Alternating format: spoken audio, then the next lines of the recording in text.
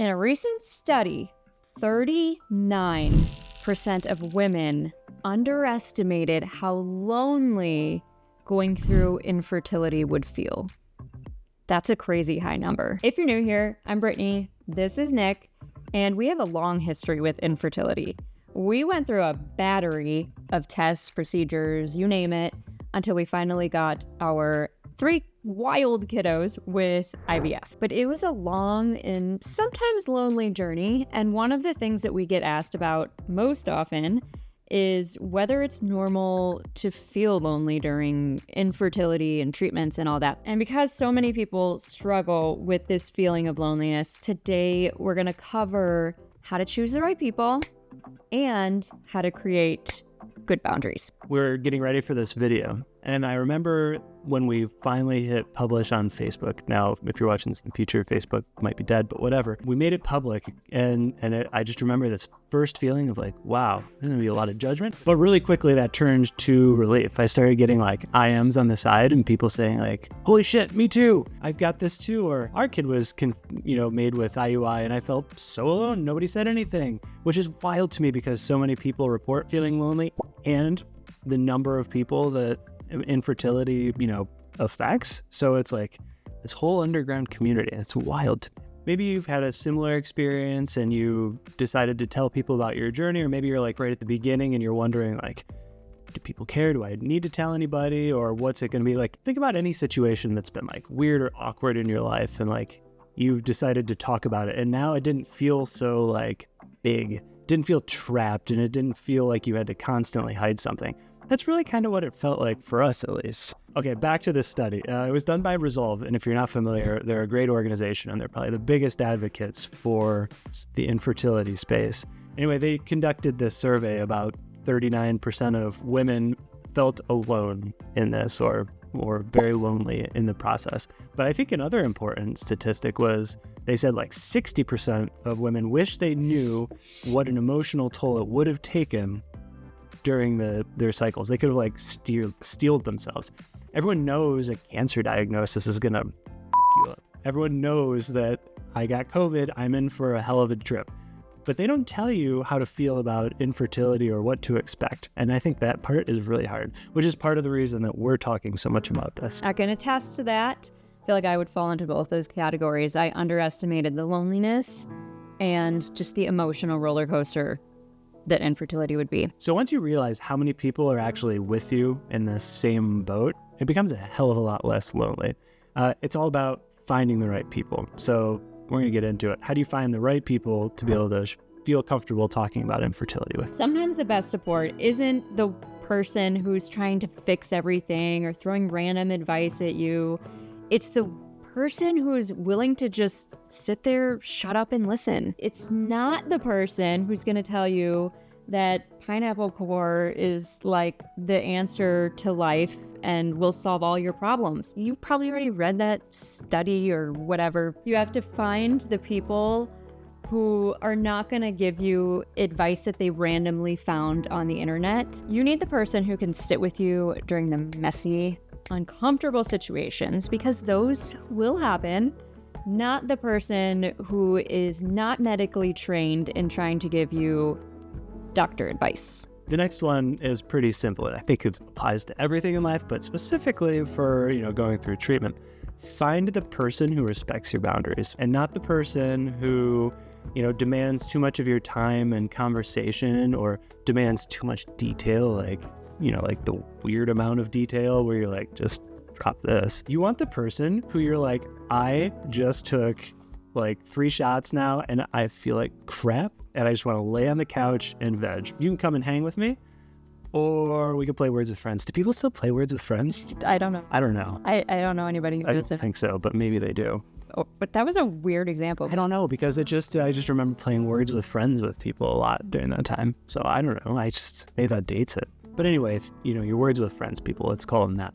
They're the people that respect your decision not to go to a baby shower, or the person that, is totally cool hanging in the back of the room at the baby shower, maybe low-key making fun of things in the nicest way possible. That's how you cope sometimes, right? This is your life, and you make the rules. Yeah. See what you did? Mm-hmm. I'm trying to squeeze in a Taylor Swift reference. Okay. Well done. Okay, but you do make the rules, and you get to choose who you share what with, because some people will not understand what you're going through, and that's okay. Some of your friends may say stupid things just because they don't know any better, and that doesn't mean you have to end your friendship with them. It just means maybe they don't have to be part of your support team. To not share detail or whatever, that's totally cool. And friends have different skill sets, and some of them just aren't good at comforting with infertility stuff. You don't have to assume malicious intent if they say something stupid. You just laugh and say, God, what an idiot, and then move on. Yourself. To yourself. Yeah, you don't call them an idiot. Like out loud. Everyone's got that one friend where you could. Yeah, maybe. Yeah, maybe that's your friend. Yeah. The next one is a pretty good one. Find people who are helpful in a practical way. You know they're your friend that doesn't give a shit that they're coming over and your house is messy. You're not going to ask them to clean your house for you, but like, they just don't care. They're just like, I just want to hang out with you. And that's awesome. You know, when you're in the thick of it and you have all of these appointments and you're trying to squeeze things in, you're feeling tired and exhausted, like sometimes you just want to chill. Also, I do want to note that we did a lot of Uber Eats and like delivery and stuff when we were going through it. And I would totally count this. Our Uber delivery driver absolutely would be part of our care team. Oh yeah, that is valid. Yeah. Find people who encourage your positive mental health. Any friends or family who you talk to throughout this journey, if they're saying things essentially along the lines of what are you doing for self-care, or are you taking care of yourself, or like anything like that, you know their intentions are in a good place. They care about your long-term wellness, not just what's happening in the immediate and I just want to know what's going on and being nosy. Even therapists themselves can be a great asset, and support groups. So you want to be a little careful with support groups, because sometimes if you're joining like a random Facebook group, it can be helpful, but you can also encounter a lot of bad advice. So just be selective about which groups you join. I just picture Mean Girls, you know, like see them when they drive up and go, get in, bitch, we're going shopping. Get in, loser, we're going shopping. Man, That's what you need. it's not fair off. Okay, those tips are all great, right? I think I made them. Brittany made them. I think they're good. But they'd all have one critical piece, and that is creating boundaries, whether they're physical or emotional or just whatever. Like, you need to set up your space and keep your space. That's the best way to get through this. So the two types of boundaries we were just talking about, emotional and physical. For emotional boundaries, you need somebody, whether it's your partner or friend or therapist or whomever, to like talk through things, right? And like, it's just, you need to be able to understand what you're doing, and sometimes it helps to talk it through. And, you know, sometimes it's nice to have some reassurance or some like just validation of your feelings and all that. So those conversations I think are really important. But the one thing is, once you open the door, people tend to walk right through it.